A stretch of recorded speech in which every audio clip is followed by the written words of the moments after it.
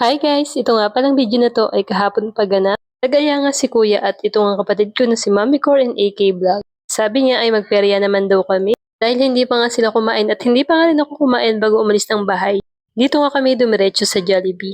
Nakita nga namin dito si Jet, ang boyfriend niya ng aking pamangkin na si Princess. Muna nga siya pumasok pagkatapos nga ng kanilang graduation dahil kukuha nga siya ng experience dito nga sa Jollibee. Ito na nga ang aming pagkain. Ang problema nga ay wala kaming maupuan. Kulang na nga ang table dahil sa dami ng kumakain.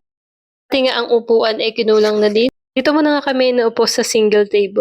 Habang nag-aantay kami, ito nga si Kuya AK hindi na nga nakatiis. Kinain na nga yung kanyang burger. Gugutom na nga daw kasi siya kaya ayan, mauna na daw siyang kumain at ito masarap nga daw yung burger dahil gagutom na siya. Sa wakas nga natapos na rin yung kumakain dito sa kabilang table kaya ayan nakaupo at nakakain na rin kami.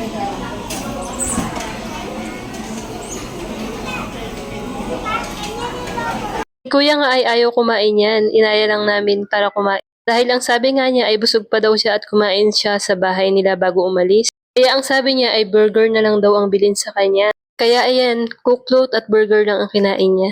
Ayaw din niyang mag-rice dahil busog pa daw siya. At ito nga si Kuya AK ay busy nga dito sa pagkain. Pagkatapos namin kumain, ayan nga, masaya na nga si Kuya AK. After nga po namin kumain sa Jollibee, ay dito na nga kami dumiretso sa Peryaan. Hatid lang kami ni Kuya dito at si Kuya ay umalis dito. Ibiyahin na nga lang daw siya ng tricycle at hindi naman daw siya magpiperya.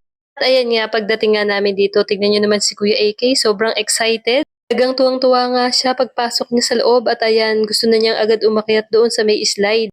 Pagkadating nga niya dito ay nag-slide-slide na nga siya at ayan, naglaro na nga ng mga bola.